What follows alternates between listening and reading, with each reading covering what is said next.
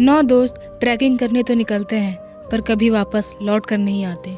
शायद उन्हें ये पता ही नहीं था कि वो मौत के एक ऐसे जाल में फंसने जा रहे हैं जिससे वो बचकर कभी वापस नहीं आ सकते।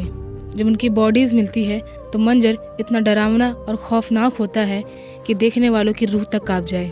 ये लोग कोई आम ट्रैकर्स नहीं थे, पॉलिटेक्निक इंस्टीट्यूट के स्टूडेंट्स और ग्रेजुएट थे। उनका मकसद था यूरल माउंटेन तक पहुंचकर ग्रेड 3 की हाइकिंग सर्टिफिकेशन हासिल करना। इस मिशन को दायतलॉव लीड कर रहे थे। इन्हीं के नाम पर इस केस का नाम पड़ा दायतलॉव पास। 25 जनवरी 1959। सब कुछ सही चल रहा था। उनके डायरीज और कैमरा से पता चलता है कि काफी खुश थे, हंसी खुशी गाना गाते और फोटोज खींचते हुए जा रहे थे। उन्हें जरा भी अंदाजा नहीं था कि ये उनकी आखिरी तस्वीरें होने वाली हैं। मौसम खराब होने की वजह से उनको अपना टेंट खोलात सायाखल में लगाना पड़ा, जिसे वहाँ के लोग डेड माउंटेन भी कहते हैं। लोगर दायतलॉव और उसकी टीम को 12 फरवरी को बेस कैंप पहुंचकर एक टेलीग्राम भेजना था, लेकिन 12 फरवरी बीत गया, कोई मैसेज नहीं आता। ऐसा करते करते 20 फरवरी तक बीत जाता है, कोई मैसेज नहीं आता। सर्च ऑपरेशन शुरू होता है। 26 फरवरी को जब रेस्क्यू टीम डेड माउंटेन पर पहुंचती है तो उन्हें सबसे पहले उनका टेंट मिलता है।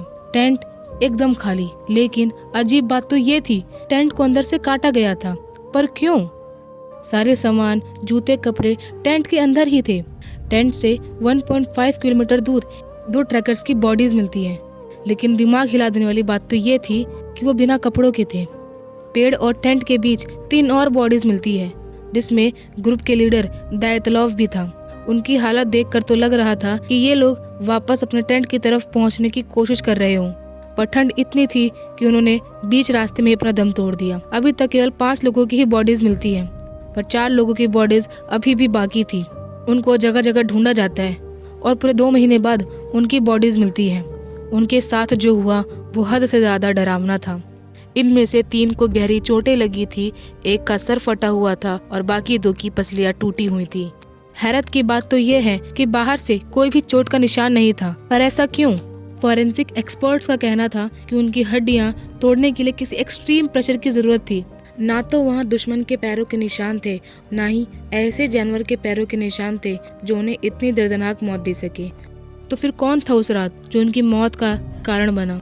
वहाँ के लोकल्स का कहना है कि उस रात उन्होंने आसमान में ऑरेंज स्फीयर देखने का दावा किया। 2020 में रशिया ने इस केस को फाइनली एवेलांच यानी बर्फ का तूफान कहकर बंद कर दिया। लेकिन सवाल आज भी वही है कि उस रात कौन था? क्या वो सिर्फ एक तूफान था या कुछ और, जिसका जवाब आज तक नहीं मिला? आपको क्या लगता है, क्या महज एक हादसा था या कुछ और? कमेंट में ज़रूर बताइए और ऐसी ही वीडियोस के लिए क्रेडिबल थिंकिंग चैनल को सब्सक्राइब कीजिए। धन्यवाद।